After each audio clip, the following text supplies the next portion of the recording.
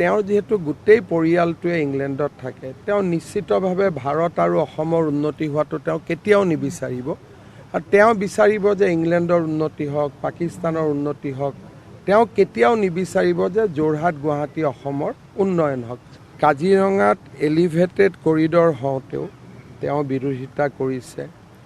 যোৰহাটত আমি যেতিয়া ব্ৰিজ ফ্লাইঅভাৰ বা উৰণ সেতু নিৰ্মাণ কৰিছোঁ, তাতো তেওঁ বিৰোধিতা কৰিছে। আমাৰ গহপুৰ আৰু নুমলীগড়ৰ মাজত টানেল নিৰ্মাণৰো তেওঁ বিৰোধিতা কৰিছে।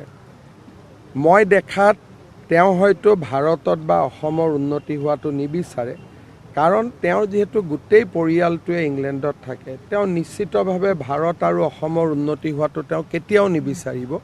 আৰু তেওঁ বিচাৰিব যে ইংলেণ্ডৰ উন্নতি হওক, পাকিস্তানৰ উন্নতি হওক। তেওঁ কেতিয়াও নিবিচাৰিব যে যোৰহাট গুৱাহাটী অসমৰ উন্নয়ন হওক। গতিকে এইটো উত্তৰটো মোক সুধিলে মইতো দিব নোৱাৰিম, তেওঁক সুধিব লাগিব। মইতো তেওঁৰ শৰীৰত প্ৰৱেশ কৰি তেওঁৰ হৈ উত্তৰ দিব নোৱাৰোঁ। গতিকে উত্তৰ তেওঁ দিব লাগিব। যদি আপোনালোকে যেতিয়া সাহস গোটাব পাৰিব, আপোনালোকে প্ৰশ্ন সুধিব। এনেই মই দেখিছোঁ যে সাংবাদিকসকলৰ সাহস যিমান হ'ব লাগে তেওঁক সুধিলে অলপ কম থাকে। আপোনালোকে যেতিয়া সময় সুবিধা পাব আপোনালোকে সুধিব। তেওঁৰ হয়তো তেওঁ চিঠি লিখিছিলে, আৰু চিঠি লিখাতকৈ তেওঁতো টেলিভিশ্যনতে বিৰোধিতা কৰিছিলে। যোৰহাটৰ উৰণ সেতু নহয়, গোটেই উজনি অসমৰ ডেভেলপমেণ্টটোকে তেওঁ বিৰোধিতা কৰি আহিছে ইমান দিন ধৰি। কাজিৰঙাৰ এলিভেটেড কৰিডৰটো হৈ গ'লে যোৰহাট আৰু গুৱাহাটীৰ মাজত দূৰত্ব 1.5 ঘণ্টা কমি যাব।